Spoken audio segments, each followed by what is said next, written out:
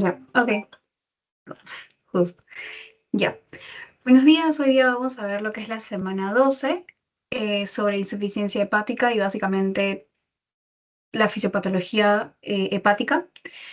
Esta ya es la antepenúltima clase, así que ahora vamos a empezar. A ver, como ustedes saben, pues el hígado es un órgano interno muy grande en el cuerpo, ¿ok? Básicamente tiene un peso de 1,5 kilos más o menos y va a estar ubicado en la zona del hipocondrio derecho, ¿ok? Esta zona superior de arriba. Eh, Va a estar protegido por las costillas y va a ser muy importante porque tiene funciones metabólicas, funciones de almacenamiento, de detoxificación, que es muy importante, y sobre todo de síntesis de diversas sustancias esenciales, por ejemplo, las proteínas también. Desde un punto de vista vascular, el hígado va a recibir casi el 25% del gasto cardíaco. Esto es más o menos de 1 a 1,5 litros por minuto, ¿ya? Y este flujo va a venir de dos zonas. Va a venir de lo que es la vena porta, mayormente, en un 75%, y lo restante va a venir de la vena, perdón, de la arteria hepática. Esto en un 25% nada más. La diferencia o cómo reconocemos la sangre que viene de cada una de las dos, de la vena porta nosotros vamos a encontrar sangre rica en nutrientes, pero pobre en oxígeno, ¿ya? Por otro lado, en la arteria hepática, la sangre que va a llegar va a ser oxigenada. Esta sangre va a venir de la arteria hepática propia, que va a ser rama del tronco celíaco. Por último, el drenaje venoso se va a dar a través de las venas hepáticas y al final van a desembocar en la vena cava inferior. En cuanto a su división anatómica y funcional, hay que recordar que el hígado se va a dividir funcional y quirúrgicamente en 8 segmentos, que son los que vemos acá. Acá vemos cómo se ve desde el lado izquierdo, desde el lóbulo derecho, y cómo se ve por delante y por atrás, y así es como vemos los 8 segmentos que tiene el hígado. Cada uno de estos segmentos chiquitos tiene un suministro vascular y drenaje biliar independiente, ¿ya? Es por esto que esta segmentación va a permitir que nosotros podamos cortar un segmento, por ejemplo, y no vamos a comprometer toda la función del órgano, porque cada uno es independiente. Entonces, histológicamente, nosotros vamos a organizar el hígado en lobulillos hepáticos, ¿ya? Y esto lo vemos acá. Acá están los lobulillos hepáticos. Tenemos al lobulillo clásico, que es el que vemos acá, al lobulillo portal y al acino hepático. En el caso del lobulillo clásico, como pueden ver acá, tiene una forma hexagonal. Este va a tener al centro la vena centrolobulillar. A ver si lo podemos escribir acá. Vena centrolobulillar. ¿Ya? Y también va a tener las triadas portales. Van a ser lo que es la arteria hepática, la vena porta y el conducto biliar. ¿Ok? Entonces va a tener acá la triada, luego la arteria hepática,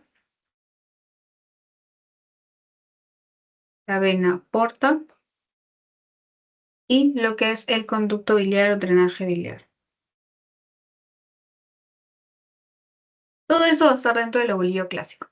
Pero por otro lado, en el lobulillo portal, que es el que vemos acá en forma como de triángulo, ¿qué cosa es lo que vamos a encontrar?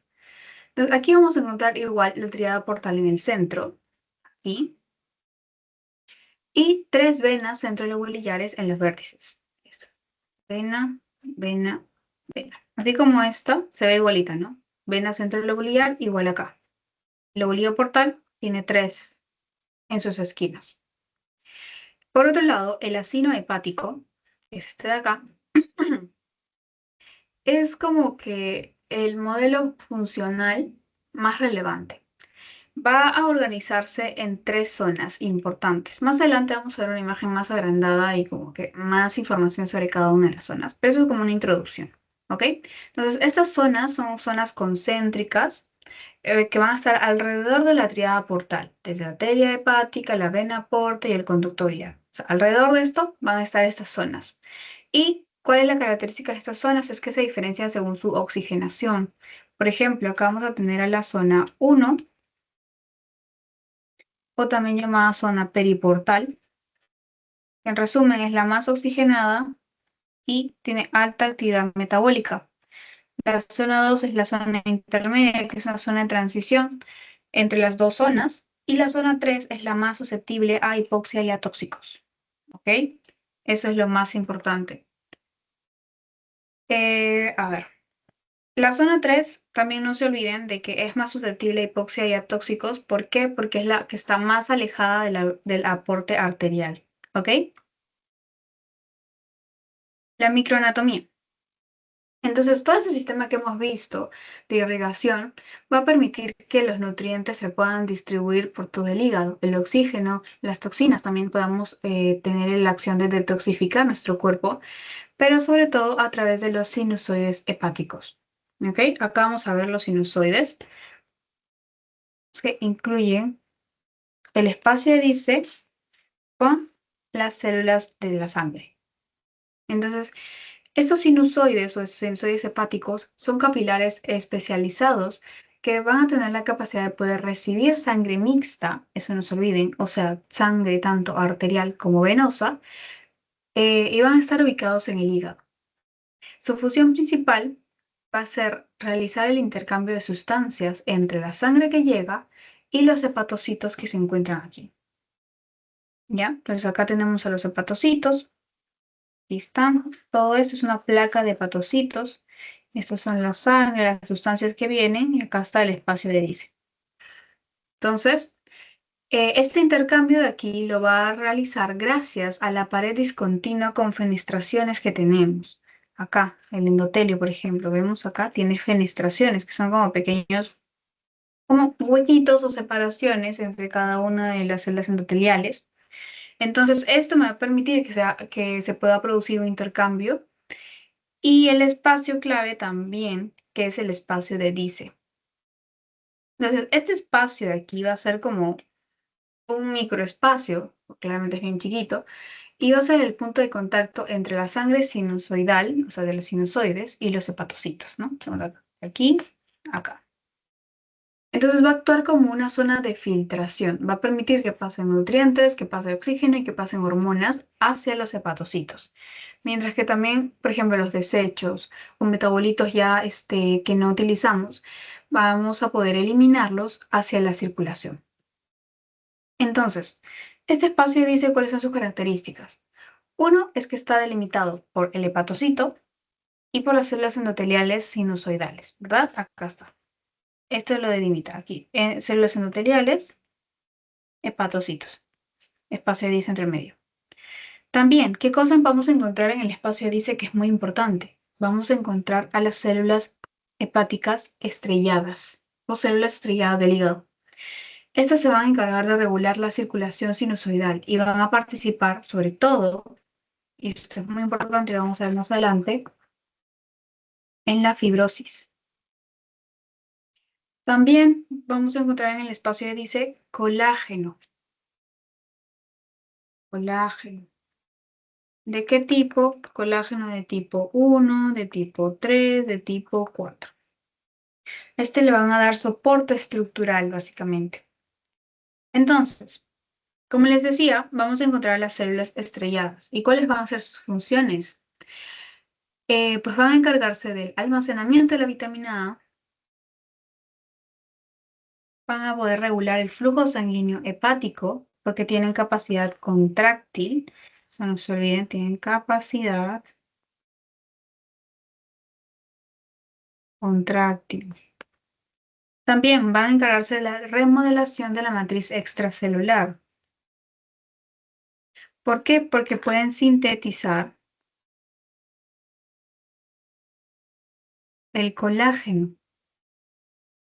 Entonces, por eso van a poder encargarse del remodelamiento de esta matriz. Y por último, también participan en lo que es la respuesta inflamatoria y la fibrosis hepática, cuando se activan frente al daño hepático. O sea, nuestro hígado está normal, no se activan las células estrelladas, pero ocurre un daño, se van a activar y va a participar o va a incrementar incluso la fibrosis y la respuesta inflamatoria. Es como que en condiciones fisiológicas, o sea, en el caso de que todo esté bien, sin enfermedad, la célula estrellada se va a mantener como un estado inactivo, como que tranquila. Pero en daños hepáticos, sobre todo de tipo crónico, por ejemplo, en la cirrosis, estas células se van a activar y van a producir un exceso de colágeno, así, constantemente, colágeno, colágeno. Esto, exceso de colágeno, va a generar lo que es una fibrosis hepática. Y ya en etapas avanzadas, como les digo, se va a convertir en lo que conocemos todos como la cirrosis.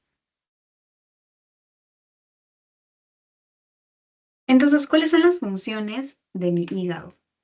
Como ya vimos en la primera diapositiva, tiene un montón de funciones, pero vamos a dividirlo como que por categorías. ¿Ok? Entonces, el hígado es muy importante para la homeostasis básicamente del cuerpo. Por ejemplo, empezamos con el metabolismo de nutrientes. Aquí vamos a tener lo que son los carbohidratos, los lípidos y las proteínas. Con relación a los carbohidratos, se va a encargar de regular la glucosa sanguínea. Es como que el hígado va a ser como un buffer, como un interruptor, un detector que se va a activar para prevenir lo que es la hipoglucemia o la hiperglucemia. O sea que va a detectar los niveles de glucosa en sangre y va a mandar más glucosa o va a retener más glucosa. Almacena la glucosa en forma de glucógeno. ¿Ok? La almacena en forma de glucógeno. También convierte lo que es la galactosa y la fructosa en glucosa.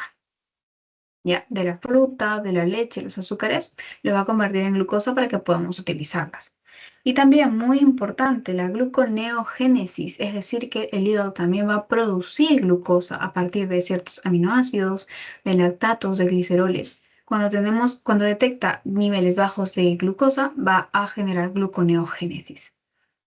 En el caso de los lípidos, va a sintetizar al colesterol y a los fosfolípidos. Va a producir también lipoproteínas, como por ejemplo al VLDL, al LDL y al HDL. ¿Ok? ¿Se acuerdan que vimos con las lipoproteínas que venían del hígado? De rata. Y esto, pues, como ya se los había mencionado en otra clase, las lipoproteínas van a servir para que nosotros podamos transportar los lípidos a través de la sangre, ¿no? Porque los lípidos no son solubles en el plasma.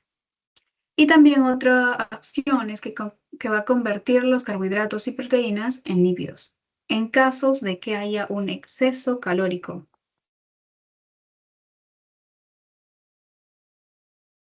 Por ejemplo, si estamos comiendo mucho pan, muchas harinas, o sea, inicialmente estos carbohidratos, por ejemplo, el pan, se va a convertir en lo que es glucosa y vamos a poder usar esa glucosa en nuestras actividades diarias.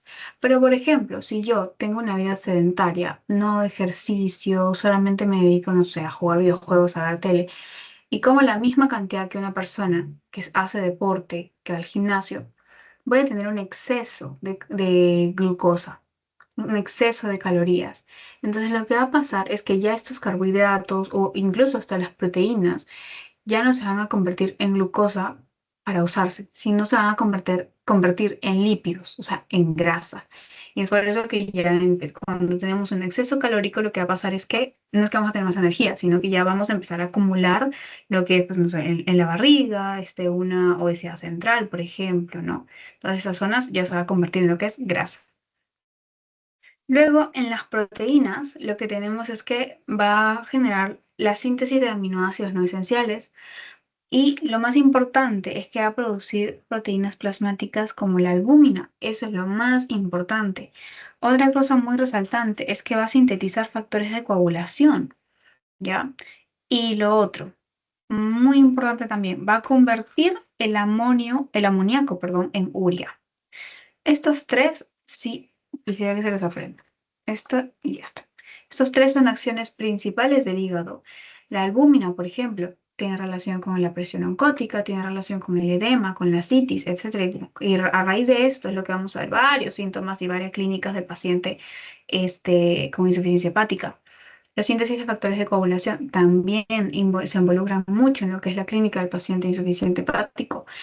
Y la conversión de amoníaco en urea es muy importante, porque cuando nuestro hígado falla, el amoníaco lo que va a pasar es que se va a empezar a acumular, acumular, acumular en la sangre, porque no se va a convertir a urea. La urea es lo que nosotros vamos a eliminar por medio de la orina, ¿verdad? Entonces, vamos a tener nuestra sangre llena de amoníaco. Esa sustancia lo que va a causar es una encefalopatía hepática. ¿Por qué? Porque va a generar falsos neurotransmisores que van a afectar a nuestro cerebro. Entonces el paciente va a estar encefalopático, cansado, confuso, este, no puede entender lo que está pasando. Entonces así vamos a encontrar a nuestro paciente, ¿no? De ahí la otra función es la función secretora y función excretora. ¿Ya? En esta función nosotros tenemos la producción y la secreción de bilis y a la detoxificación y a la eliminación de las sustancias. En cuanto a la producción y secreción de bilis, tenemos que la bilis, pues, es muy importante para la digestión y para la absorción de grasas a nivel del intestino delgado. También se encarga de eliminar productos tóxicos, ¿no? Por ejemplo, a través de la bilis nosotros podemos eliminar los fármacos que consumimos, algunos metabolitos tóxicos, por ejemplo, ¿no? Y por último, la detoxificación y eliminación de sustancias. Como vimos inicialmente, el hígado es el encargado básicamente de metabolizar todo lo tóxico que tomemos. Fármacos, toxinas, y también eliminar los productos de desechos. Y esto lo hace en dos fases. Esta imagen también hace referencia a esa, ¿no? A la fase 1 y a la fase 2.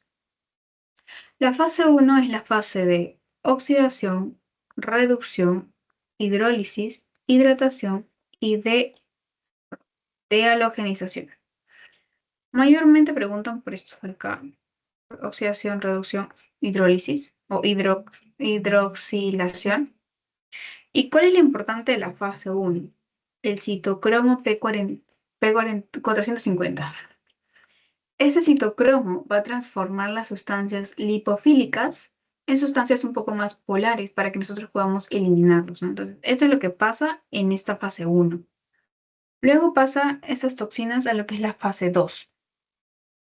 En la fase 2 ya son otros procesos, ¿no? Acá mencionan la sulfación, acetilación, metilación, ¿no?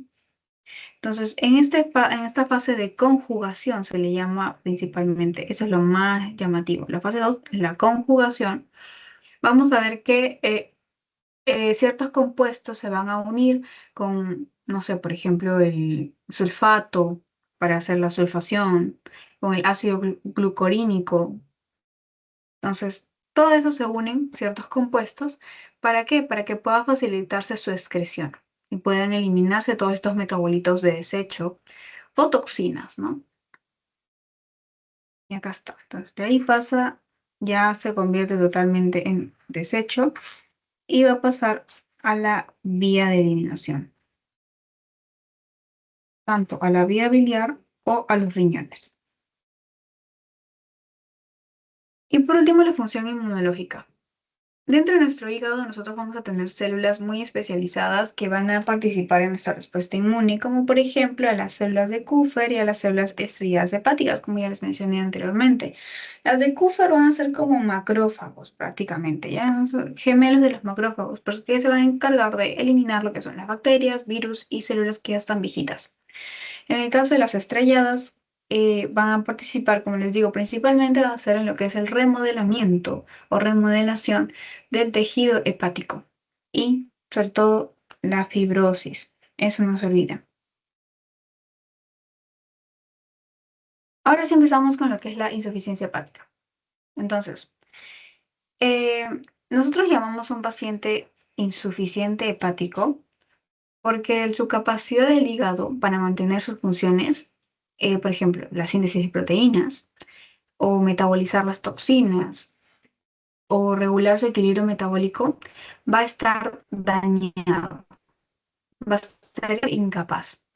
Esa insuficiencia puede ser aguda o crónica. Cuando es aguda, mayormente va de días a semanas, o cuando es crónica, ya es una enfermedad más progresiva, una enfermedad lenta que tiene años.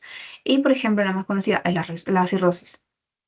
Entonces, recordemos que el daño al hígado no afecta todo, no afecta uniformemente a todo el órgano, sino que su afectación va a depender de la distribución del flujo sanguíneo y sobre todo de la actividad metabólica en cada zona del ácido hepático, por ejemplo. Entonces, aquí es donde vamos a ver. Este es mi ácido hepático. Aquí es donde yo veo mi famosa tríada portal, que era la vena, por ahí la arteria hepática y lo que es el conducto biliar. ¿Ok? Entonces, ahí veo mi tríada portal.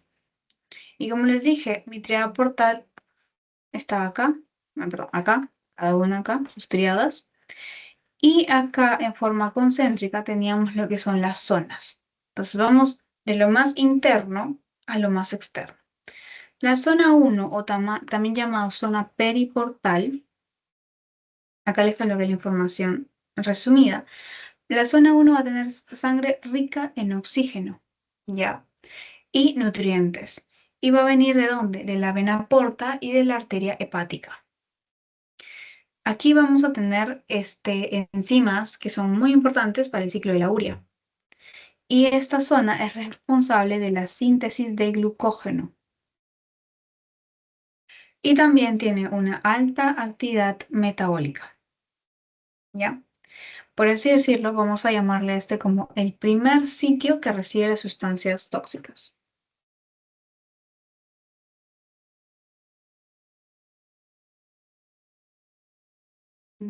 Sustancias tóxicas. Ok. Luego pasamos a lo que es la parte intermedia, la zona de, ay, perdón, la zona de transición. Esta vendría a ser la zona 2. Y se le llama también zona de transición o zona intermedia porque puede comportarse como zona 1 o como zona 3, dependiendo de cuál es el estado funcional del hígado. Si me está fallando la zona 3, esa zona 2 puede adaptarse y comportarse como zona 3. O viceversa, si falla la zona 1, se puede convertir en zona 1. ¿Ya?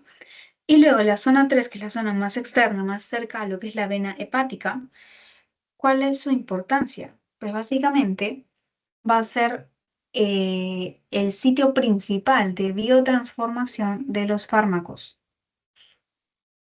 ¿ya? Se va a encontrar, como podemos ver, ya casi en los alrededores de la vena centrolobular y va a recibir la sangre con menor oxigenación.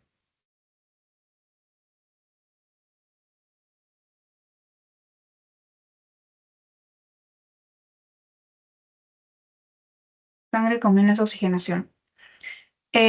También vamos a encontrar aquí lo que es el citocromo 450 para metabolizar fármacos, toxinas y realizar un proceso de detoxificación.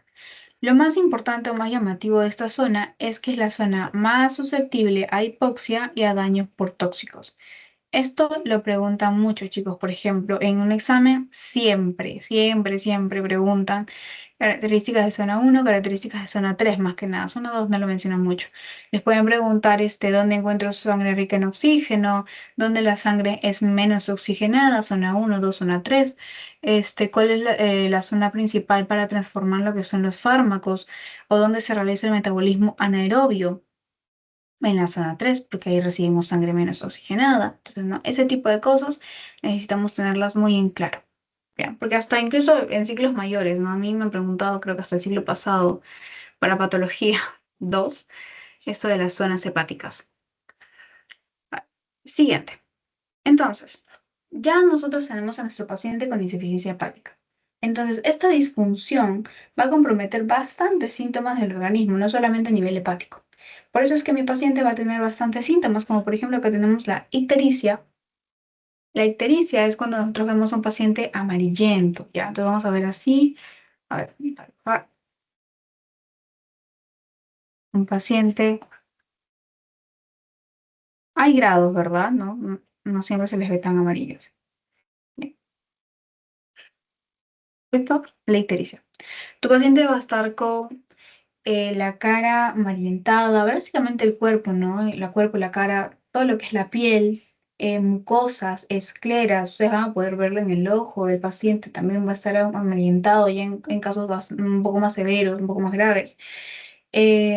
Hasta las mucosas he visto, o sea, perdón, hasta las encías a veces he visto. Entonces, esta ictericia se va a deber a lo que es la alteración que puede ser al momento de captar la bilirrubina, al momento de conjugarla, envolverla de no conjugada a conjugada, o al momento de excretar. Puede haber fallos en cualquiera de estos tres procesos por parte de los hepatocitos, ¿no? Entonces, los hepatocitos están fallando, entonces no ocurren bien esos tres procesos y me empiezo a acumular de bilirrubina. Y eso me da ese color característico amarillento. Trastornos del metabolismo en cuanto a fármacos y toxinas. Entonces, si mi hígado, que es el principal encargado de metabolizar las sustancias que yo consuma, si no está funcionando bien, voy a empezar a acumular los fármacos. O sea, si yo antes me tomaba un paracetamol y tiene, no sé, una vida media de 8 o 6 horas, imaginemos, entonces, ¿qué es lo que va a pasar? Normalmente entraba, nuestro hígado lo metabolizaba, luego se generaban lo que eran los metabolitos. Y estos metabolitos nosotros los eliminábamos por vía urinaria. Pero si nuestro hígado no está funcionando bien, estos metabolitos del fármaco se van a empezar a acumular, porque quizás no se están produciendo bien, están produciendo de más. Entonces, esto va a reducir la biotransformación y la eliminación de sustancias. Entonces, nuestro fármaco que nos duraba 8 horas, ahora nos va a durar 10 horas, por ejemplo, ¿no? Entonces, eso va a pasar cuando un paciente está insuficiente hepático. Otra cosa también bastante llamativa es lo que es la alteración de la síntesis de proteínas. Y acá tenemos, como vemos en cada clase, así, albúmina. Esta es la famosa, la vemos en todos lados, ¿verdad? Entonces, alteración de proteínas. ¿Disminución de qué? De la albúmina. Esto, como les menciono, es importante porque contribuye a lo que es los edemas, a la citis y también las proteínas son muy importantes porque también alteran los factores de coagulación. Entonces, si se alteran los factores de coagulación, mi paciente va a tener incluso aumento de riesgo de sangrados. Luego tenemos a lo que es la encefalopatía hepática. En este caso, el hígado, como les digo, va a metabolizar lo que es el amoníaco en urea. Amonio en urea. ¿En dónde? En la zona 1. También por si les pregunto. Entonces, todo eso se va a dar por el ciclo de la urea. Entonces, en el caso de que haya insuficiencia hepática, se va a acumular este amoníaco y va a afectar a mi sistema nervioso. Va a causar, como les digo, confusiones, temblores, pueden hacer convulsiones y en casos graves incluso tu paciente puede llegar a estar en coma. Y por último, lo que es la hipertensión portal. Esto ya se ve más que nada en los que son pacientes ya crónicos, ¿no? De larga data. Se va a presentar en los pacientes como síntomas de ascitis. Pueden tener también lo que son varices esofágicas, esplenomegalia, que es el vaso agrandado por la hipertensión portal, se agranda el vaso. Entonces, esas son las consecuencias básicamente de lo que vamos a poder ver en nuestro paciente. Entonces, cuando yo hablo de una insuficiencia hepática aguda, es peligrosa, ¿ok? Es un síndrome un poco raro, o sea, un poco frecuente, pero es grave, ¿ok? Acá vamos a ver deterioro severo de la función hepática, como que de la nada, bueno, no de la nada, pero es un daño agudo, ¿no? Rápido. No es como, por ejemplo, la cirrosis, que es un daño de tiempo. Entonces, por eso es que es grave.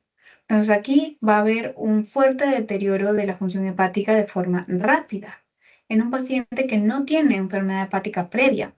Entonces, vamos a encontrar incluso necrosis de lo que son los hepatocitos. Eso me quiere decir que voy a afectar mi zona 1, zona 2, zona 3 de mi lobulillo hepático. Mi paciente puede desarrollar encefalopatía hepática en menos de 24 horas, desde que inicia la lesión al toque se me vuelve encefalopático. Entonces, se me agrava muy rápido. Las causas principales, ¿cuáles son?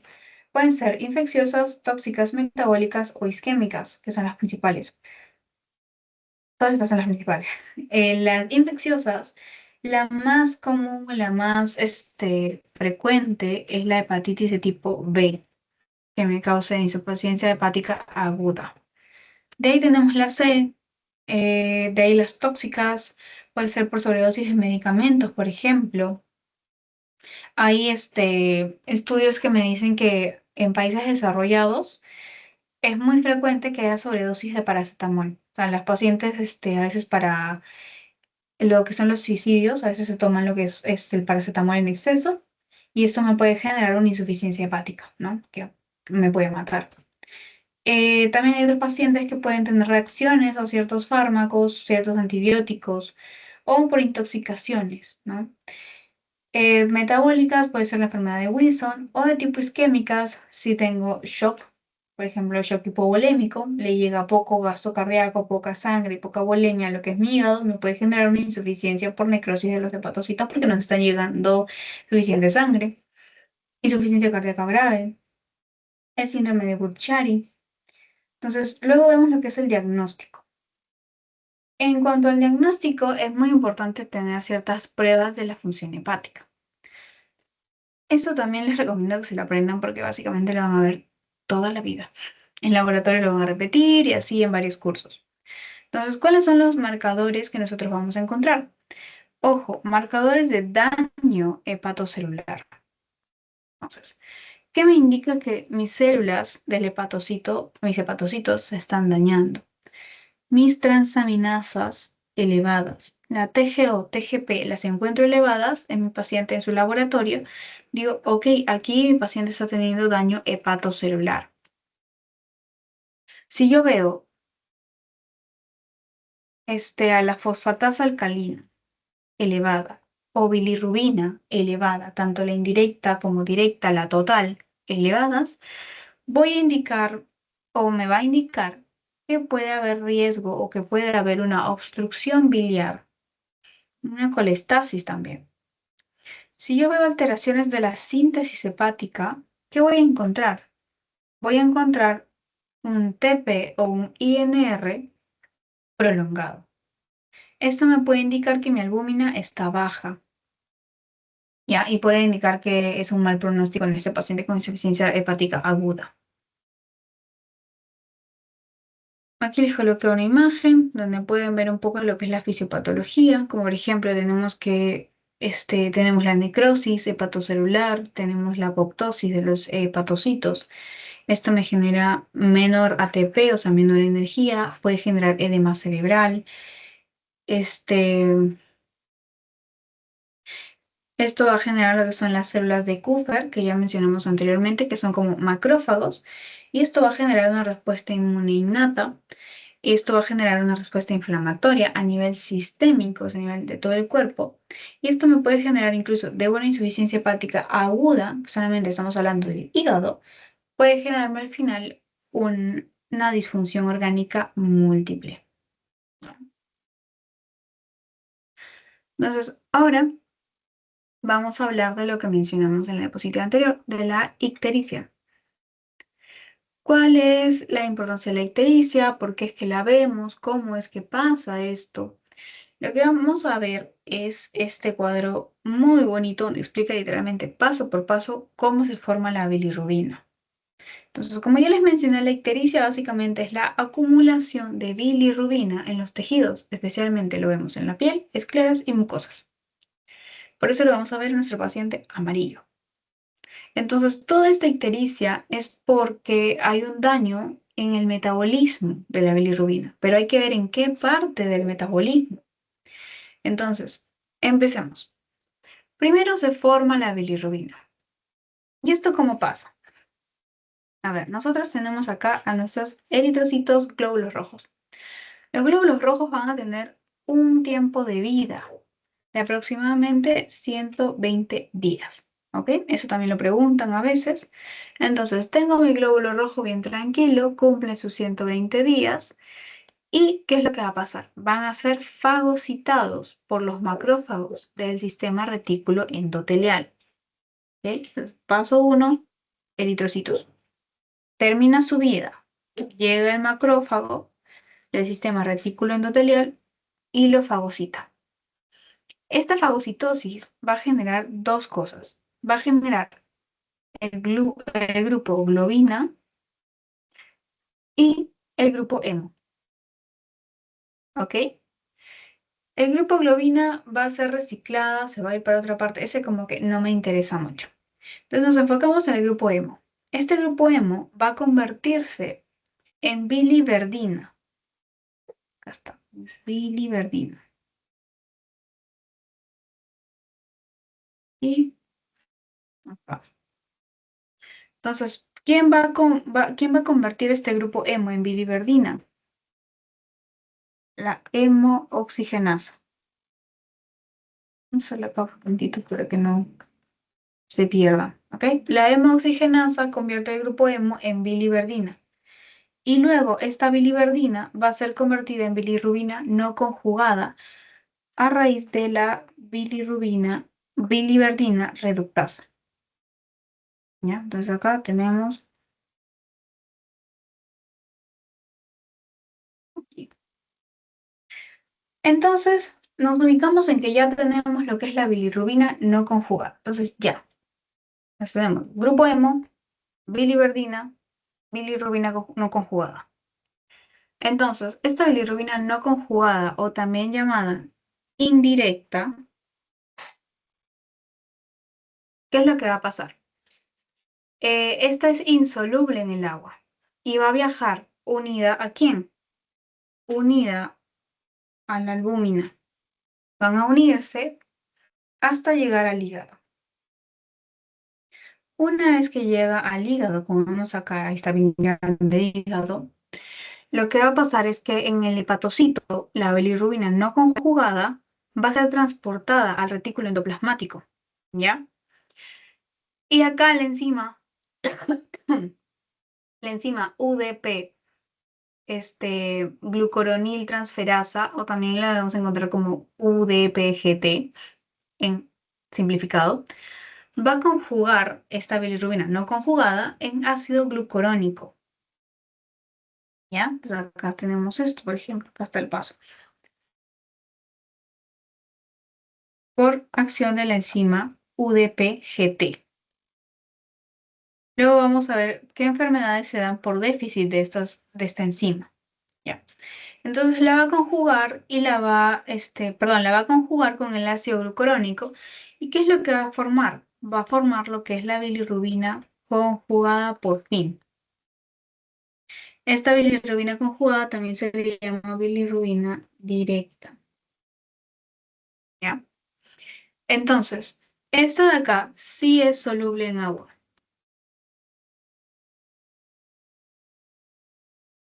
Esta no soluble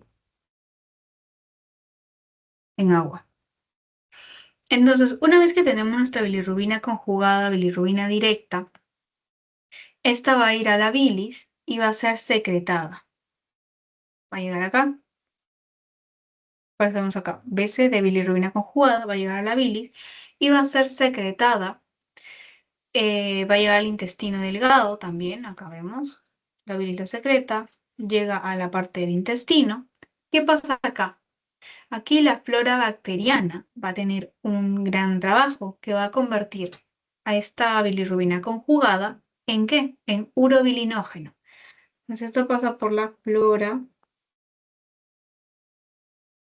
bacteriana. Entonces, una vez que está convertido en urobilinógeno, parte de este va a ser absorbido y eliminado por la orina.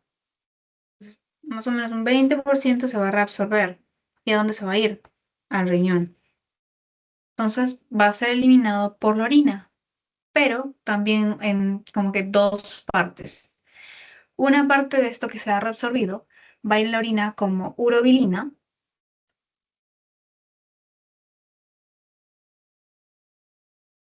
y otra parte va a ir como estercobilina, ¿ya? Entonces, esto es muy importante. Urobilina y estercobilina. Estos son los que le van a dar color a la orina y a las heces. En el caso de que nosotros no tengamos estercobilina, sobre todo, vamos a ver el típico o síntoma de acolia. Tu paciente va a tener heces pálidas, casi blanquecinas más o menos, porque vamos a ver una falta de estercobilina, ¿ya? Entonces, los valores totales de la bilirrubina, acá les he dejado para que no se olviden cuánto debería tener tu paciente bilirrubina total, cuánto debería ser bilirrubina directa o conjugada y la indirecta o no conjugada. Entonces, nosotros para poder ver estas características y poder decir, ah, ok, mi paciente tiene acolia, ¿dónde está la alteración del metabolismo? O mi paciente, no sé, pues no está convirtiendo, estoy encontrando exceso de indirecta, ¿dónde está el problema? Entonces, para que nosotros podamos ver dónde, a qué nivel es el problema, se clasifican las alteraciones metabólicas según su origen, en prehepática, hepática y poshepática. En el caso de la prehepática, va a haber lo que es un exceso de producción de bilirrubina, pero ¿cuál? De tipo no conjugada, ¿ya? ¿Y cuál es su valor de la bilirrubina no conjugada? Normalmente nosotros deberíamos encontrarla en el paciente 0,8, 0,2 o 0,8 miligramos por decilitro. ¿Ok? Entonces, en este caso, en la prehepática, ¿qué es lo que yo voy a ver? ¿Qué daño, qué alteración? Vamos a encontrar producción excesiva. Ya vamos a encontrar hemólisis, por ejemplo, en la anemia falciforme. Los glóbulos rojos no van a vivir 120 días, van a vivir menos. Entonces, hemólisis, va a generar que haya más grupo hemo, grupo globina, hemoglobina, hemoglobina, hemo. Este hemo va a generar más bilirrubina no conjugada, más. Entonces, eso es lo que va a generar que haya un aumento, porque va a haber un daño prehepático. También puede haber lo que es un eritropoyesis significaz, que también es que nuestra médula esté generando eritrocitos inmaduros, que al final se van a destruir prematuramente. Entonces, si se destruyen, va a ser lo mismo, va a generar más grupo hemo, hemo, biliverdina, bilirrubina no conjugada, etc. Otro caso también es en el que el paciente tenga la reabsorción de hematomas que son muy grandes, ¿no? Ahí también hay exceso de bilirrubina no conjugada. Estas también son muy importantes que se lo aprendan. Las enfermedades características. Si yo estoy hablando de prehepáticas, ¿cuáles son las enfermedades que me van a decir? Ya, prehepática, bilirrubina no conjugada, esta enfermedad. El síndrome de Gilbert. ¿Y qué cosa es decir un síndrome de Gilbert? Acá vamos a ver qué enzima falla. La enzima UDPGT. Esta está fallando. Funciona solamente en un 30%. ¿Ya? Entonces, por eso vamos a ver acumulación de lo que es la bilirrubina no conjugada. Otra enfermedad también, pero ya en cuanto al déficit de la conjugación. Esta, no se olviden, síndrome de Gilbert. ¿Cuál es el error? Alteración en la captación hepática. Pero problemas en la conjugación, vemos el síndrome de Klinger-Naja, tanto de tipo 1 como de tipo 2. De tipo 1 vamos a tener que es un déficit total. Esta enzima no funciona para nada, ni un 30%, 20%, no, nada, ¿ya? Es un déficit total. Entonces acá podemos encontrar incluso el paciente con más de 20 miligramos por decilitro, o sea, súper alta su bilirrubina. Por otro lado, en el de tipo 2, lo que vamos a encontrar es un déficit parcial. La bilirrubina no va a elevarse tanto, ¿ok? Luego pasamos a lo que es una alteración hepática misma, o sea, propiamente dicha a nivel del hígado. Esta se va a generar por lo que es el exceso de bilirrubina tanto conjugada como no conjugada. Por eso a veces se le llama como mixta. Aquí vamos a encontrar también dos enfermedades muy características. Tenemos que son alteraciones al momento de la excreción. ¿Y a quiénes tenemos acá? Dubin Johnson. rotor. Tubin Johnson falla en el transporte. Rotor falla en el almacenamiento. También por causas de lesiones hepatocelulares, en caso de que haya necrosis, por ejemplo. O sea, va a aumentar lo que es la bilirrubina no conjugada, que es la que inicialmente se forma, porque el hepatocito no va a captar, no va a conjugar muy bien, porque va a estar dañado. Y luego empieza a aumentarse la bilirrubina conjugada porque como estos hepatocitos están necrosados, esta bilirrubina se va a filtrar al final al torrente de sanguíneo en vez de que pueda ser eliminado por la bilis. ¿Ya? Entonces eso es lo que puede pasar cuando hay lesión hepatocelular, una alteración hepática o mixta. En casos de colestasis también, esto es muy común. Colestasis intrahepática, que puede ser aguda, puede ser crónica. Aguda en caso de sepsis, embarazo, crónica cirrosis, sarcoidosis. Y por último, la posthepática. En la posthepática lo que yo voy a ver es bilirrubina conjugada. Esto, no se olviden. Bilirrubina conjugada. ¿Por qué? Acá vamos a ver lo que es la obstrucción.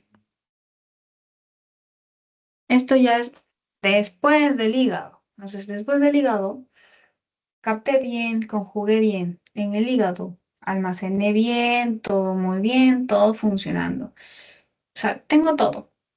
Pero, ¿por qué no está eliminándose bien? ¿Qué está pasando? O sea, acá el nivel de daño es después del hígado, ¿no? Por eso vamos a ver ya bilirrubina conjugada, porque la no conjugada estaba por arriba. Entonces, veremos a la conjugada. ¿Y cuál va a ser el error acá? ¿Por qué se va a aumentar? Porque va a haber una obstrucción. Ya. Y acá lo más característico es la coledocolitiasis. ¿Saben qué es la coledocolitiasis?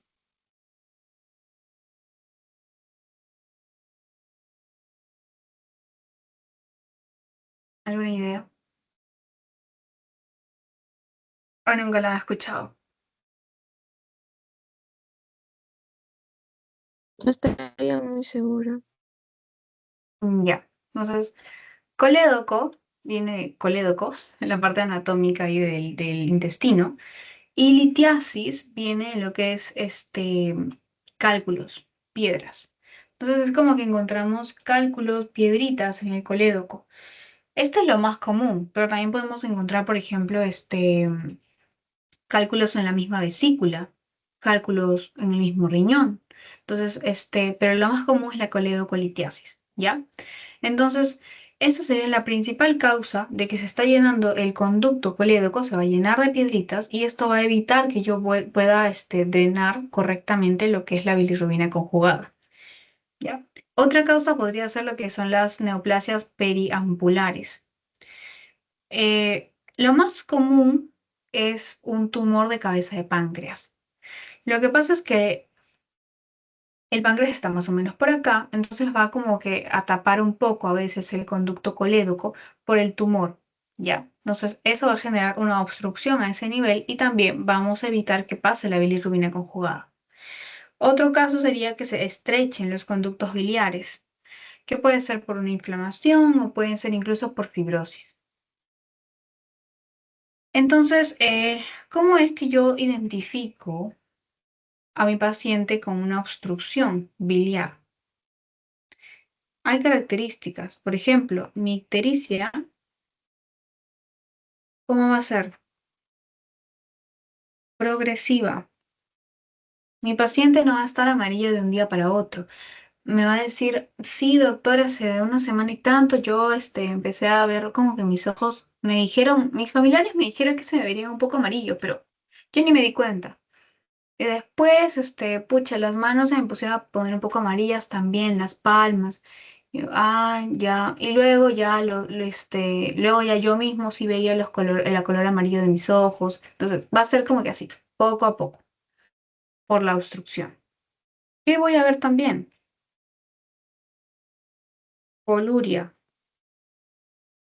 Tu paciente va a decir, sí, doctor, yo siempre he orinado normal, pero ahora últimamente no sé, cuando voy al baño veo mi orina y está oscura, parece té cargado, parece Coca-Cola, no se lo veo bien oscura. ¿Por qué? Porque voy a encontrar bilirrubina en orina, ¿ya? Y lo que les mencionaba, la acolia. Voy a encontrar que mi paciente va a decir, doctor, es bien raro que mis heces no tienen color. ¿Por qué? Porque hay poca estercobilina. Y por último, hay algo que también es muy característico y yo también lo he visto en los pacientes, que tienen prurito, ¿ya? Prurito. Prurito es que les pica, como sienten picazón por la piel. ¿Por qué les pica? Porque se empiezan a acumular ácidos biliares en la piel. Entonces, eso les genera picazón, entonces, prurito. Entonces, si yo veo esto, puedo sospechar muy bien de que mi paciente tiene una obstrucción. ¿Ok? ¿Alguna pregunta de acá? Eso sí es muy, muy, muy importante que se lo sepan. Todo. No, todo claro. Ya, genial. Entonces pasamos con lo que es hipertensión portal. Entonces, gracias a todo eso, lo que hemos visto, la hipertensión portal es cuando aumenta patológicamente la presión de la vena porta, por eso hipertensión portal. ¿Por qué? Porque va a haber aumento en lo que es la resistencia al flujo sanguíneo dentro de este sistema porta. Entonces, esta resistencia puede generarse por diversas causas, por ejemplo, por alteraciones estructurales del hígado, por ejemplo, en caso que haya cirrosis, el hígado de así pasa así, se achica, porque se fibrosa el tejido, entonces como que se contrae como una cicatriz, o porque hayan obstrucciones a nivel de la vena, por ejemplo, trombosis o compresión extrínseca por algún tumor está comprimiendo la vena. Entonces, este aumento de la presión no solamente va a ocurrir a nivel de la vena porta, sino también en todo el territorio venoso que ahorita vamos a ver, que drena hacia la vena porta. Entonces, para nosotros definir hipertensión portal, ¿qué vamos a decir? Gradiente de presión portal mayor a 5 milímetros de mercurio. O para que yo diga que mi presión portal es clínicamente significativa, que yo vea la cabeza de medusa, que ahorita la vamos a ver, ascitis, todas esas clínicas características de la hipertensión portal, va a ser mayor de 10. O sea, cuando es mayor de 5, yo ya digo que es hipertensión portal. Pero para que yo diga que es clínicamente significativa, mayor a 10. ¿Cuáles son las características anatómicas? Acá nosotros vamos a ver lo que es un hepatocito y su sinusoide. ¿Se acuerdan de la triada portal? Acá está. Triada portal, conducto biliar, vena porta hepática, arteria hepática. Eso es la triada. Entonces, esta triada portal es fundamental para lo que es la irrigación y el drenaje hepático, ¿ya? Entonces, la vena porta en sí, por ella misma, va a ofrecer muy poca resistencia a lo que es el flujo sanguíneo, por lo que el problema va a radicar más que nada en la microcirculación hepática. Entonces, se vamos a formar tres confluencias, tres venas, sí, la confluencia de tres venas principales. Por ejemplo, acá vamos a ver. Tenemos a la vena mesentérica superior. Ya está. Esta de acá va a recoger la sangre del intestino delgado. Por eso vemos acá que está por el ilion. Recoge sangre del intestino delgado, el colon derecho y parte del colon transverso. Acá solamente menciona el colon derecho, pero vamos a colocarlo acá.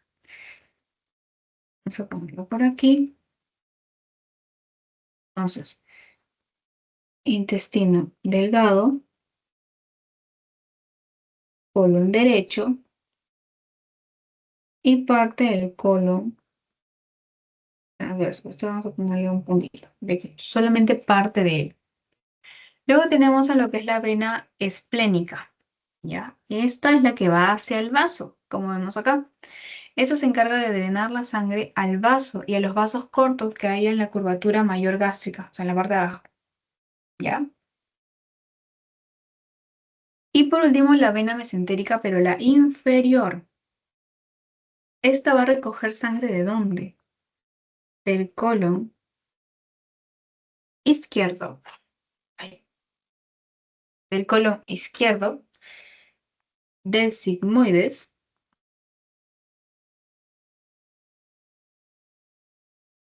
y del recto superior. O sea, prácticamente de toda la parte final, ¿no? Acá el recto, perdón, el recto, el colon, el sigmoides y el recto. Dios mío. Ya. De toda esta última parte se encarga la mesentérica inferior. A ver, un ratito voy a conectar mi laptop. Ya vuelvo.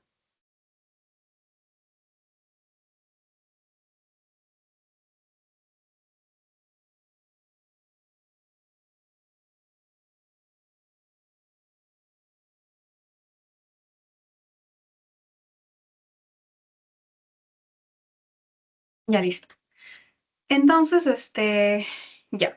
Eso vendría a ser la circulación portal, básicamente. Eso no se olviden, cuál está conformado, cuáles ramas vienen a la vena porta o se encargan de drenar o van hacia ella, la vena porta, la mesentérica superior, esplénica y la mesentérica inferior, y hacia dónde o recoge, de dónde recogen sangre cada una de estas venas. Eso es muy importante que lo sepan.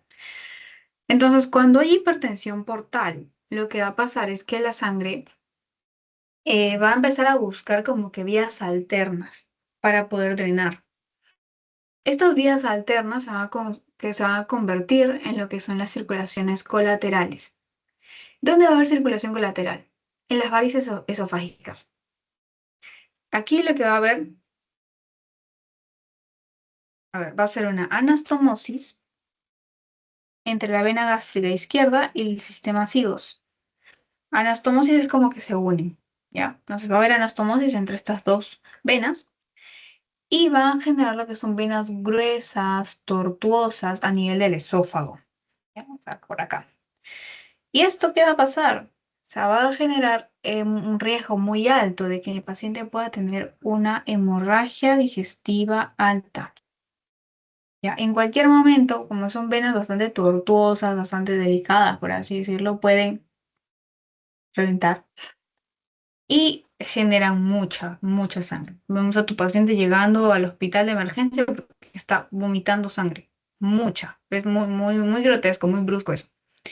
Ya. Luego, en lo que es gástrico, vamos a ver dilatación de las venas gástricas, ya, a nivel del estómago, por ejemplo. Otra circulación colateral es a nivel periumbilical. Esa también es otra característica muy importante. Lo más visto es este de acá. Este de aquí, este de acá. Periumbilicales, entonces. Aquí va a haber anastomosis entre las venas periumbilicales y las epigástricas superficiales. ¿Y qué cosa me da esta anastomosis? Circulación en cabeza de medusa.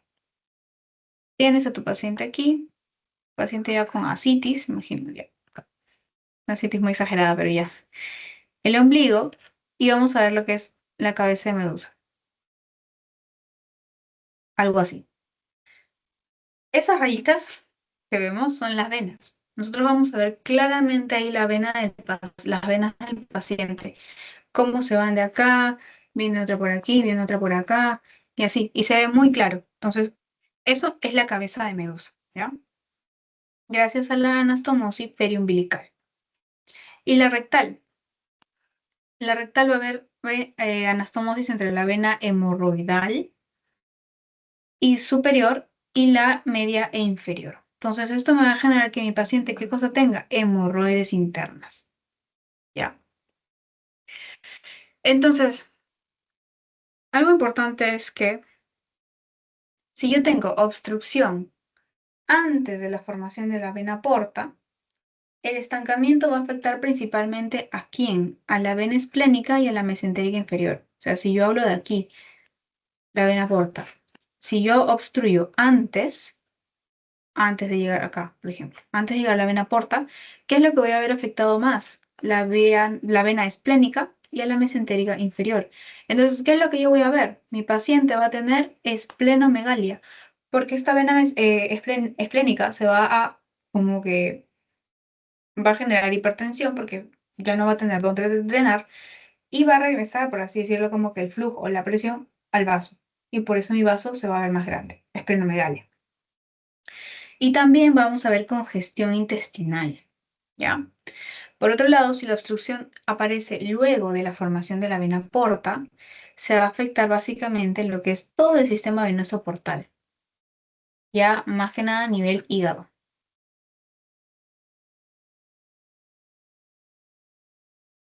Entonces, ¿a qué se debe el aumento de la presión portal? Se debe a dos factores: componentes mecánicos y componentes dinámicos o funcionales. Mecánicos, hablamos de lo que es, por ejemplo, la fibrosis. Puede generar también en casos de que haya distorsión de la arquitectura hepática, en casos de que haya distorsión de la microcirculación o porque hay aumento de la resistencia venosa portal, ¿no? Por todas esas cosas puede haber un componente mecánico que me está fallando y que me genera lo que es la hipertensión portal. Componente dinámico es que los sinusoides hepáticos se están contrayendo, quizás también porque se están activando de más las células estrelladas y estas, como les dije, van a generar fibrosis, entonces no me conviene, genera hipertensión. O porque haya desbalance, también eso es muy importante, entre vasoconstrictores y vasodilatadores. Entonces, la hipertensión portal también se puede clasificar en prehepática, hepática y posthepática. ¿Ya? Eh, Todo esto depende de dónde es que se va a dar el obstáculo, básicamente. Entonces, prehepática antes del hígado. ¿Ya? Entonces, esto va a afectar el flujo venoso hacia la vena porta. ¿Cuáles son las causas principales? Vamos a ver que el paciente puede tener trombosis de vena porta, puede ser trombosis de la vena esplénica, de la mesentérica superior, del inferior, de cualquiera de sus ramas o de la misma vena porta. ¿Alguna trombosis? Listo. Hipertensión portal prehepática. O también puede ser que tenga esplenomegalia masiva. O sea, el mismo vaso ya se agranda por otras condiciones y esto genera retrógradamente que la esplénica se agrande, la esplénica se agranda, la vena porta se agranda. Todo esto pasa antes del hígado, ¿no? Prehepática. ¿Cuál es la consecuencia de una obstrucción prehepática? Que a mi riñón, perdón, a mi riñón, a mi hígado no le va a llegar suficiente flujo sanguíneo, se va a reducir. Entonces, esto me va a generar que haya venas colaterales o circulaciones colaterales, ¿ya? Cuando hablamos de la intrahepática, esta, no se olviden, la intrahepática es la más común.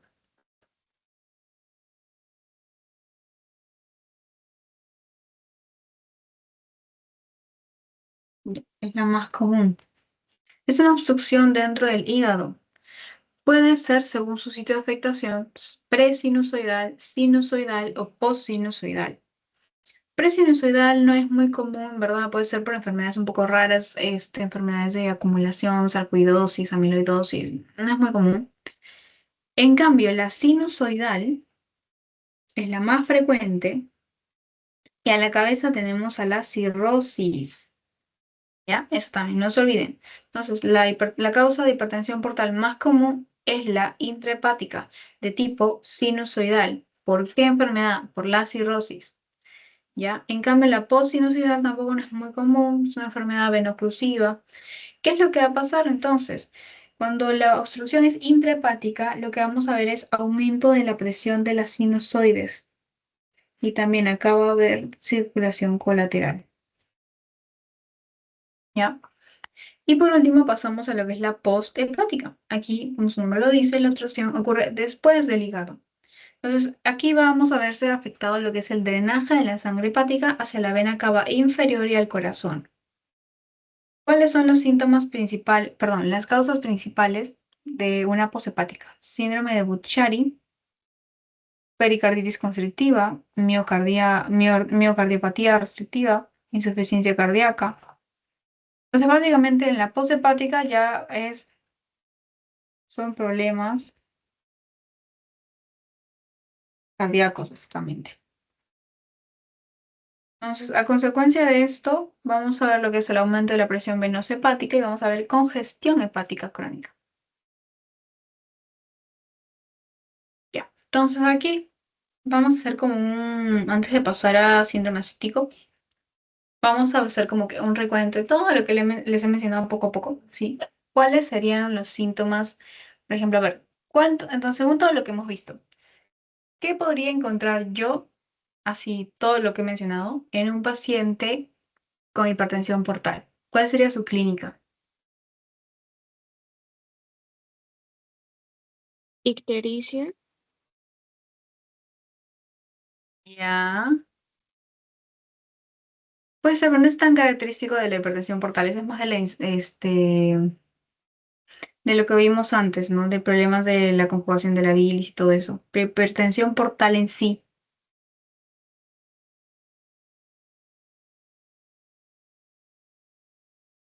Ah, ya, ya. Eso que dijiste de cabeza de medusa. Ajá, ya, eso.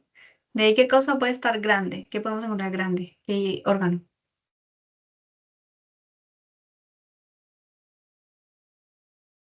Ah, ya, eso de esplenomegalia, eso del que el Ujú, vaso aumenta. También claro. había ascitis y mencionaste también que los, había como que unas varices en lo que es por los hemorroides, algo así. Ya, cosas un poco distintas, pero sí. Tanto el hígado como el vaso, por ejemplo, se pueden agrandar. Como les digo, si la obstrucción es a nivel del hígado, por la vena porta, tu hígado puede estar agrandado. Podemos incluso palpar el hígado, lo que normalmente no palpas. Podemos sentir el hígado. Ya en medicina uno van a ver cuáles son las maniobras. El vaso, como te digo, también lo van a encontrar. La citis muy bien, sí está dentro. De ahí mencionaste lo que es la KS medusa, también es muy característico. Solo que ya ahí es más probable que lo veamos cuando la citis es bien grande. Ya cuando el paciente está medio que severo, ya vemos eso. Y lo otro, las varices esofágicas.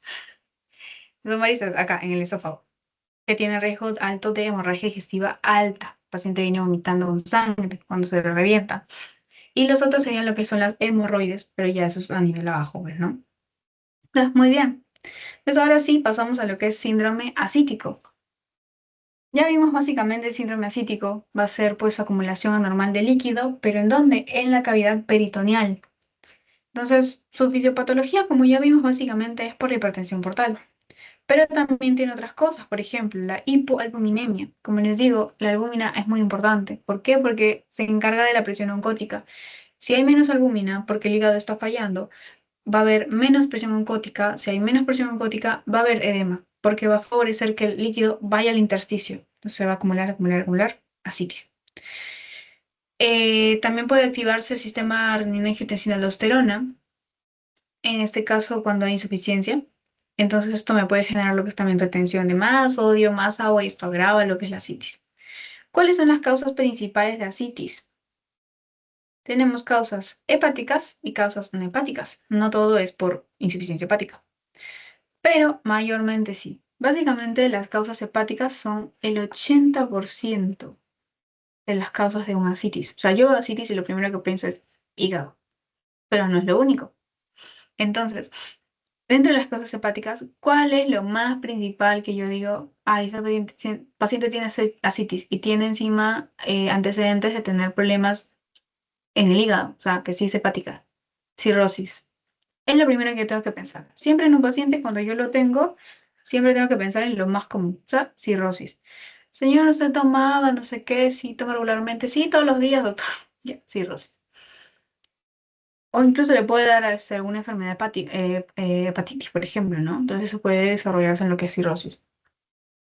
Luego, en causas no hepáticas, el paciente puede tener neoplasias, tuberculosis peritoneal también. La tuberculosis en el peritoneo me puede generar una citis.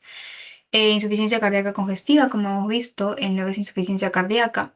Vemos pues cómo el paciente puede por flujo retrógrado poder desarrollar lo que es ascitis.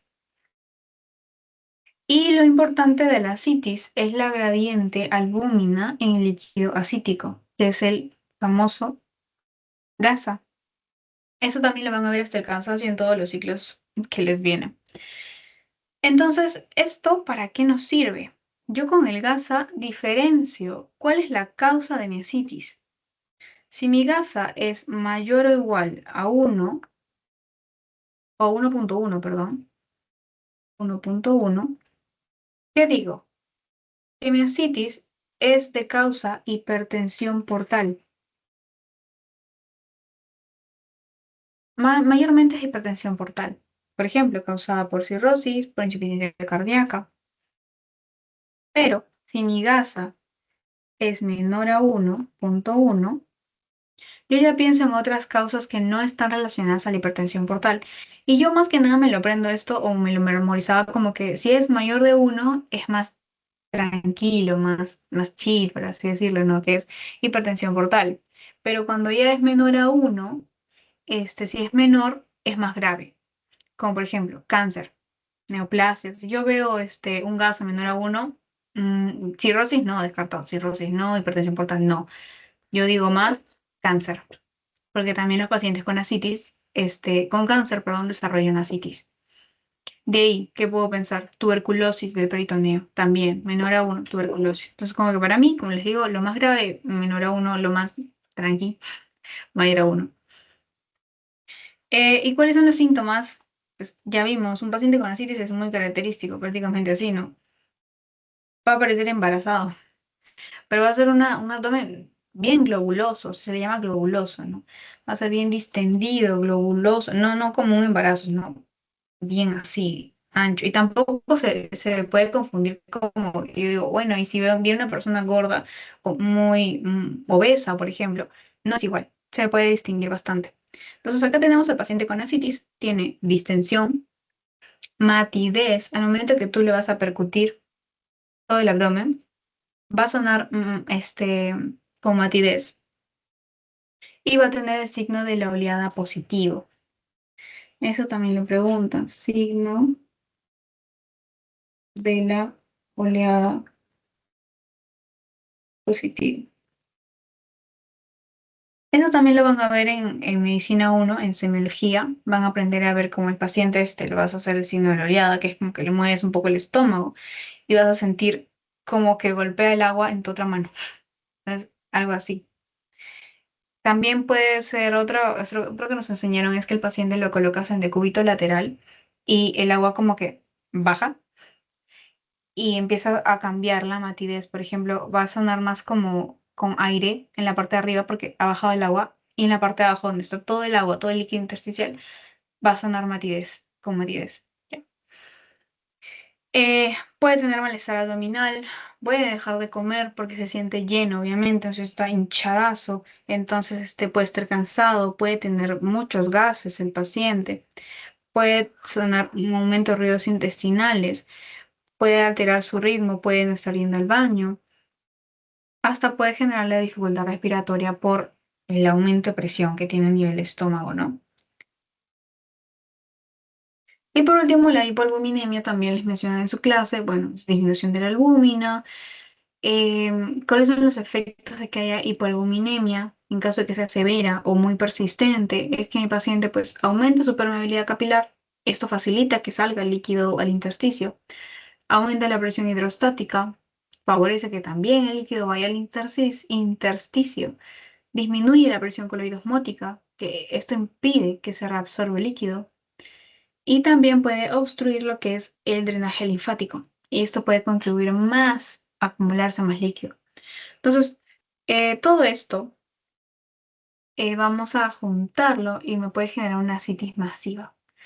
Incluso mi paciente puede llegar a tener 15 litros de líquido a nivel de la cavidad peritoneal. Entonces, esto puede generar una distensión súper severa. Esta distensión, como vimos en el síntoma anterior, puede generar presión a nivel del diafragma y lo desplaza hacia arriba. Eso hace que mi caja, al momento de que yo respire, como vimos, lo que va a pasar es que mis músculos internos, el diafragma va a bajar para que mi caja se distienda. Pero en este caso, el líquido va a elevar mi caja, mi diafragma. Entonces va a generar en mi capacidad o mi caja torácica disminuye su capacidad. Entonces, por eso mi paciente puede estar con dificultad respiratoria y puede sentir incluso disnea. Acá le puse un cuadrito, cuáles son las causas, perdón, las consecuencias de la albúmina, inflamación, activación endotelial, estrés oxidativo, presión oncótica, cómo disminuye, y esto me genera ascitis. Y por último, vendría a ser ya lo que es, ¿cómo es que yo evalúo la reserva funcional hepática? Para yo evaluarlo y clasificar según la gravedad de mi paciente en insuficiencia hepática, voy a utilizar ciertos criterios. La bilirrubina, la albúmina, el GASA, el estado neurológico y el estado nutricional y de coagulación, el INR. Por ejemplo, la bilirrubina. La bilirrubina nos va a indicar si mi paciente, por ejemplo, tiene una colestasis o está fallando el hepatocito. Entonces, eso nos podemos guiar de ahí, ¿no? La albúmina me indica cómo está la capacidad de mi hígado para que pueda sintetizar proteínas. Si está baja, el hígado no está funcionando bien con la síntesis de proteínas. El GASA, por ejemplo, determina si la citis, como les dije, es secundaria a hipertensión portal o secundaria a otras cosas, neoplasias, tuberculosis. Y el estado neurológico me dice si es que mi paciente tiene encefalopatía hepática, también esto me puede dar un mal pronóstico, o sea, con más gravedad en este caso. Y el INR, el hígado, si es que el hígado está sintetizando correctamente los factores de coagulación. En caso de que no, vamos a encontrar disfunción de los factores de coagulación, el paciente va a tener sangrados fáciles. Entonces, a partir de estos parámetros, lo que yo voy a hacer es clasificar a mi paciente según una escala muy famosa, que es la escala de Child-Pugh. ¿Ya? La escala de Child-Pugh se divide en A, B y C. ¿Ya? Eso nos permite ubicar a mi paciente cuando llega, por ejemplo, a la emergencia, le hacemos la evaluación según los parámetros. Acá vemos, por ejemplo, BATEA, de B de bilirrubina, A de albúmina, T de tiempo de protrombina, E de encefalopatía, si hay o no hay, y A de ascitis, si hay o no hay, y si está leve, severo o no hay. Entonces, según esto, voy a clasificar a mi paciente si tiene una alta morbilidad o mortalidad, y depende de esto, yo voy a orientar a mi manejo clínico. Le voy a dar solamente diuréticos, le voy a dar solamente tratamiento para insuficiencia hepática, o ya quirúrgico, necesito una paracentesis, o necesito extraerle el líquido de la citis, por ejemplo, ¿no? Entonces, tenemos al Child-Pugh A. Acá está, por ejemplo, acá les tengo, acá está A, B, C. En el Child-Pugh A va de 5 a 6 puntos. Ya acá están cuántos puntos le doy por cada uno. Esto me indica que mi paciente tiene, si mi paciente sale en Child-Pugh A, es una cirrosis compensada. ¿Ok? Entonces aquí vamos a ver que mi paciente tiene su función hepática conservada, el hígado todavía está cumpliendo sus funciones y el paciente puede que tenga síntomas, pero no son síntomas graves, o sea, no requiere un trasplante de hígado. ¿Ya? Aquí su supervivencia un año es del 90%, 100%, o sea, le va muy bien al paciente. Todavía tiene un Child-Pugh A. Cuando ya voy bajando a que mi paciente tiene un Child-Pugh B de 7 a 9 puntos, esto ya es una cirrosis descompensada, pero moderada. Ya en este caso, el hígado, su disfunción ya es un poco significativa. Ya mi paciente puede venirme con ascitis, que puede ser moderada, puede venir encefalopático, pero leve. O sea, por ejemplo, me traen un abuelito, sus hijos me dicen, sí, que doctora, que mi paciente, mi abuelito, no sé, se ha despertado confuso, está como que raro, le ha dado una convulsión, o sea, algo leve, ¿no? Encefalopatía leve, y ya. Puede ser que el paciente tenga cirrosis, pero en este caso se está descompensando, por ejemplo. Entonces, en esta etapa, ya los médicos utilizan un tratamiento un poco más agresivo y puede ser que le evalúen para un trasplante hepático. pero no es seguro. Desde acá la supervivencia va del 60 al 80%. Y por último, en el Child C, ya aquí, bueno, el paciente tiene de 10 a 15 puntos, o sea que básicamente todo lo máximo ha cumplido, viene con una citis severa, una citis súper distendida, está súper encefalopático, no reconoce personas, ni siquiera reconoce a sus hijos, sus familiares, etc., no sé dónde está. Viene una albúmina muy baja, tiene mucha bilirrubina acumulada. Entonces ya aquí mi paciente, incluso puede predisponerse a lo que es la hemorragia por el tiempo de protrombina, está muy elevado. En esta etapa, lo único que se puede hacer ya es trasplante. Aquí no hay nada más que hacer, solo trasplante hepático. Es la única opción curativa. Paliativa hay otras, ¿no? Pero curativa, trasplante hepático. Ese hígado no se va a volver a restablecer. Aquí la supervivencia es menor del 45%. Ya. Entonces, recuerden que para que el hígado pueda llegar a manifestar una insuficiencia hepática avanzada, es necesario que al menos, como les dije, tenemos 8 segmentos. Para que yo vea una insuficiencia avanzada, ¿cuántos debo haber afectado? Mínimo 6 segmentos. ¿Ya? 6 segmentos como mínimo deben estar afectados para que yo empiece a tener ya alteraciones un poco más graves, donde ya vea una reserva funcional muy baja. Listo, eso sería todo. Entonces pasamos con las preguntas. Con respecto a la zonificación portal, ¿cuál sería lo falso?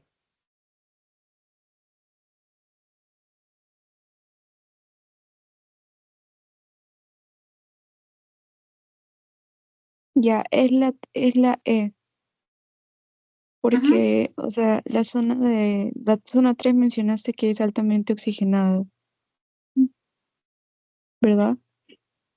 Y aparte, o sea, no tiene que ver.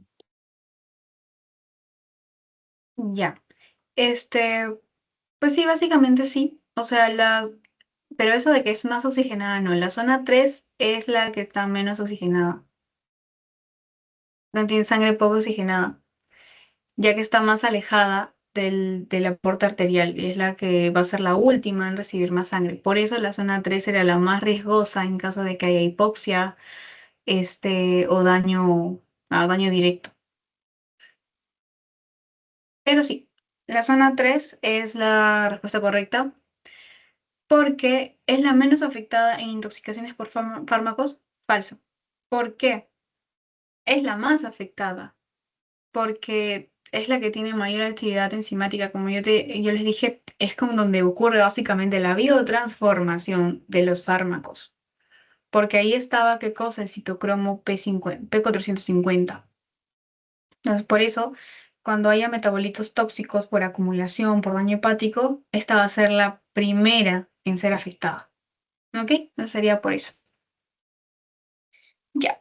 Entonces, esto sería la 3. Pero muy bien. Ya. A ver, la pregunta 2. Con relación a la hipertensión portal, ¿cuál es lo falso?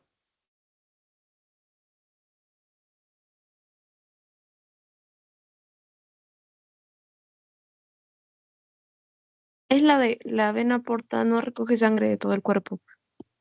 Ajá, sí. O sea, básicamente la vena porta recoge sangre tanto del tracto gastrointestinal, como vimos en la otra imagen de ahí, del vaso por la esplénica, del páncreas también, del tracto del colon, ¿no? Derecho, izquierdo, por la mesentérica inferior, la superior, pero no de todo el cuerpo, ¿no? Eso sí. Entonces acá sería esta. La siguiente. Es una causa de ascitis. ¿Cuál es lo correcto?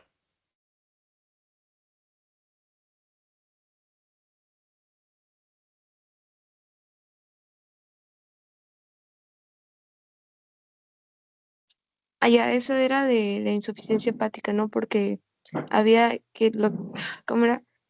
Algo tenía que ver con la albúmina, que estaba baja, como que hipoalbuminemia, y eso Ujú. aumentaba la presión portal.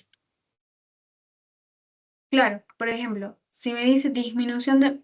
¿Por qué no sería haber disminución de la presión hidrostática?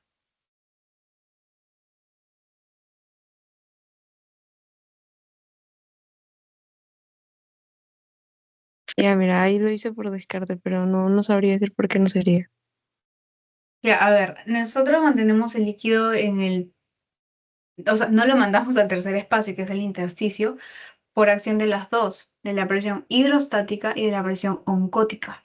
Ya, entonces acá tenemos, por ejemplo, aquí, la presión oncótica era la que iba para acá, para adentro, oncótica. Entonces, la oncótica es la que obligaba a que el líquido no te salgas, así, por así decirlo, no te salgas, quédate ahí, en la sangre. Pero la hidrostática era la que decía, salte. Entonces era como que tenían que estar bien las dos para que ni se salga, o sea, se mantenga ahí, en el flujo, y no se vaya al intersticio. Si yo aumento mi presión oncótica, no, perdón, si yo estoy en insuficiencia hepática, mi presión oncótica baja. ¿Por qué? Porque mi presión oncótica depende de la albúmina. No produzco mucha albúmina, baja mi presión oncótica. Entonces, si yo soy alguien fuerte que está encargándose, no te salgas, no te salgas, no te salgas, y de la nada me debilito, ya no te salgas. Entonces, el agua se va a salir. Por eso es que se genera edemas, asitis, etc. Y la hidrostática, si yo la aumento, me va a ganar a mi oncótica y me va a sacar el líquido al intersticio. Entonces, eso también me da asitis, edema, pero si la aumento. En cambio, acá me dice, si yo disminuyo mi presión hidrostática, entonces, si en vez de aumentarla, la bajo y mi presión oncótica está bien, está aumentada, entonces no hay problema, ¿no? Yo voy a seguir empujándola para adentro y la que está empujando para afuera está más flaca, más débil, entonces no va a hacer mucha diferencia. Entonces, ¿eso entendiste? ¿Todo claro? Sí, todo claro, gracias. Claro, entonces sería acá, si disminuye, no. Si me hubiera puesto si aumenta, sí. Si aumenta, sí, sí es correcto. Si aumenta, sí me genera citis. Ya. A ver, ¿cuál de las siguientes alternativas puede ocasionar una ictericia indirecta?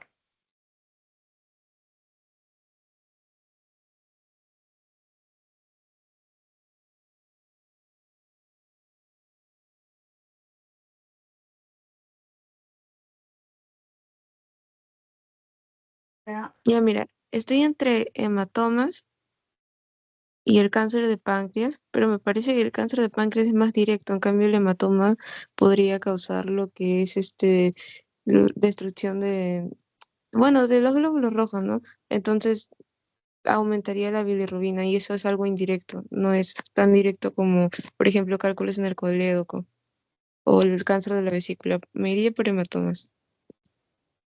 Claro, creo que le estás entendiendo un poco distinto. Cuando yo hablo de ictericia indirecta, no es que no le afecte directamente a la bilirrubina y así, sino que vea que hay una ictericia de predominio no conjugada.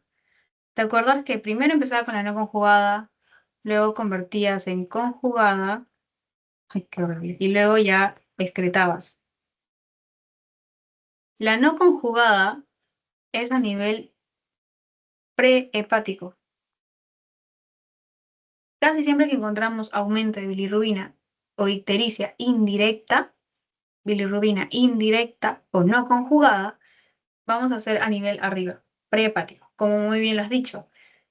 Hemólisis, eritropoyesis ineficaz, lo que les mencioné, anemias, que se rompen los glóbulos rojos antes de tiempo, botan el grupo hemo, exceso de bilirrubina indirecta. O sea, ictericia indirecta. A eso se refiere con ictericia indirecta. En otras cosas te pueden preguntar ictericia directa.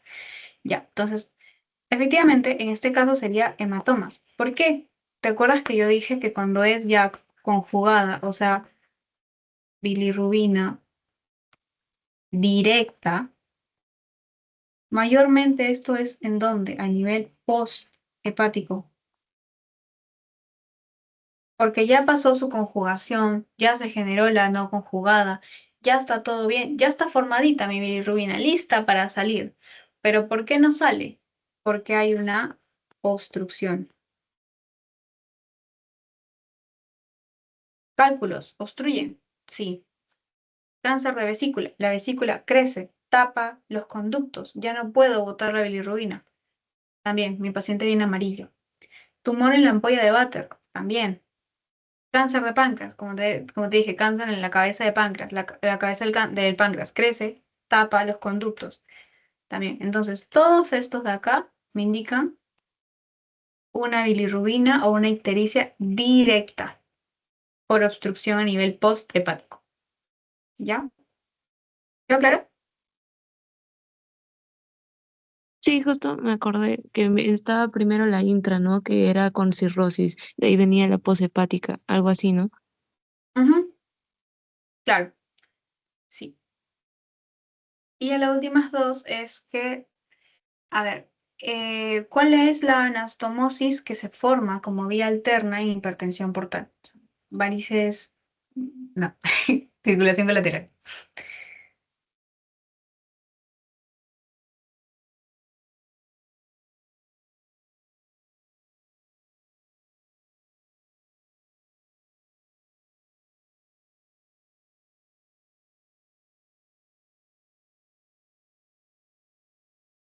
Ahí sería lo de varices esofágicas que yo dije mal, ¿o no? Sí, está bien. Sí, es una de las vías alternas que busca la sangre para poder seguir circulando.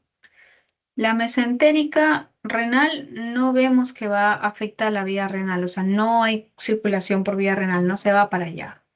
Espleno-renal tampoco, no va para allá. Hasta la vena cava.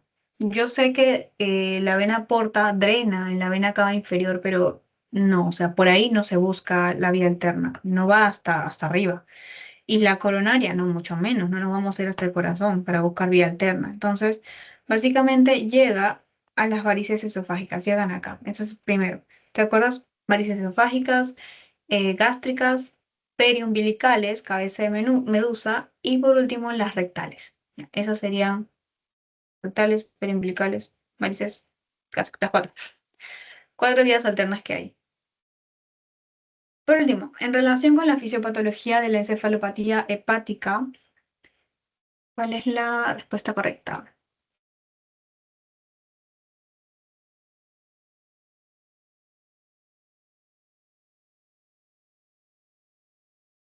Me iría por la de los neurotransmisores, la Ujú. de, Claro, pero ¿te acuerdas qué se acumulaba en encefalopatía hepática? ¿O cuál era la alteración? ¿Por qué daba? ¿no era como sustancias tóxicas, algo así?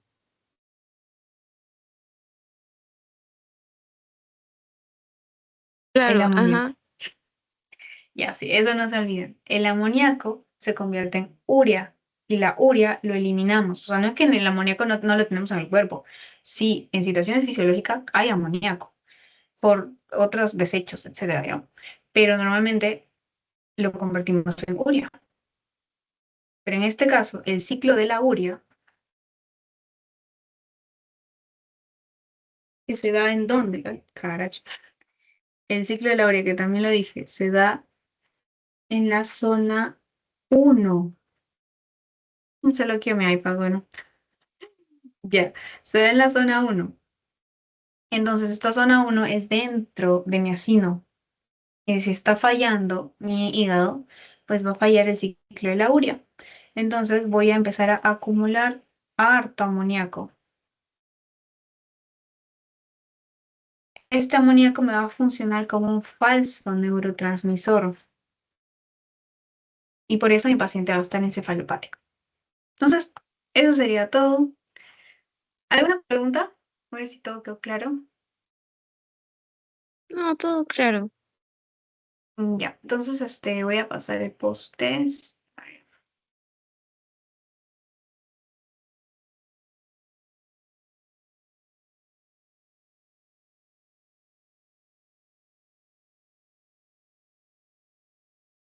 Ya, ahí sería entonces. Ya, entonces el jueves sería lo que es la penúltima clase y ya el martes siguiente terminamos. Espero que todo haya quedado claro. Gracias. Ok, muchas gracias, hasta luego. Luego.